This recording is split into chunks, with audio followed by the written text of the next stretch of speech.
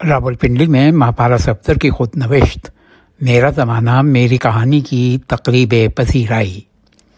لاہور اور اسلام آباد کے بعد پنجاب آرٹس کونسل راولپنڈی اور ریڈیو پاکستان راولپنڈی کے اشتراک سے معروف نیوز کاسٹر مہاپارا صفدر کی خود نوشت میرا زمانہ میری کہانی کی تقریب پذیرائی 20 مارچ پیر کے روز منعقد ہوئی، جس کے لیے آرٹس کونسل نے ایک خوبصورت سیٹ لگایا تھا، جس کا سارا کریڈٹ کونسل کے ڈائریکٹر وقار احمد کو جاتا ہے۔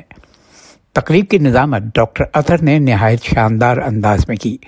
تقریب سے جن زعماء نے خطاب کیا ان میں معروف شاعرہ اور پاکستان ٹیلی ویژن کی سابق controller Farkhanda Shamim, broadcaster اور شاعر طاہر پرواز، شاعر اہل بیت اور براڈ کاسٹر شکیل اختر، معروف محقق اور شاعر ادیب نسیم سحر، ریڈیو پاکستان راولپنڈی کی اسٹیشن ڈائریکٹر مسرت شاہ رخ، ریڈیو پاکستان اسلام آباد کے سابق station director Fayyaz Kayani, arts council کی سابق ڈائریکٹر ناہید منظور اور شاعر حفظ زبان پروفیسر مقصود جعفری شامل تھے۔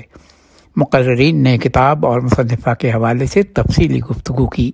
مظہر شہزاد خان نے مہاپارا صفدر کے حوالے سے گفتگو کی اور ان سے ترنم سے غزل سننے کی فرمائش کی۔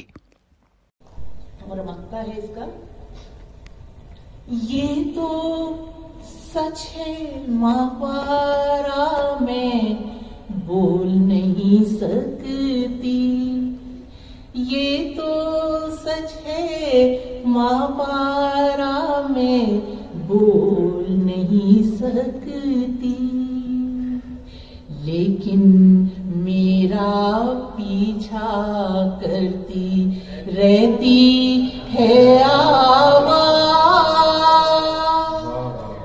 لیکن میرا پیچھا کرتی رہتی ہے آواز۔ مہاپارا صفدر اپنی گفتگو میں کئی بار جذباتی ہوئی اور ان کی آواز رند گئی۔ انہوں نے کہا کہ یہ ایک بہت اچھی روایت ہے کہ کسی کی موت کا تعزیتی ریفرنس کرنے کی بجائے اسے زندگی میں ہی یاد کیا جائے۔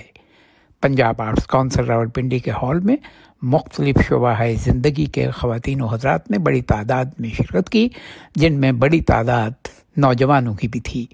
تقریب کے آخری حصے میں حاضرین کے سوالات کے مہاپارا نے تفصیلی جوابات دیے۔ رپورٹ مظہر شہزاد خان، بیورو چیف، عالمی اخبار، اسلام آباد۔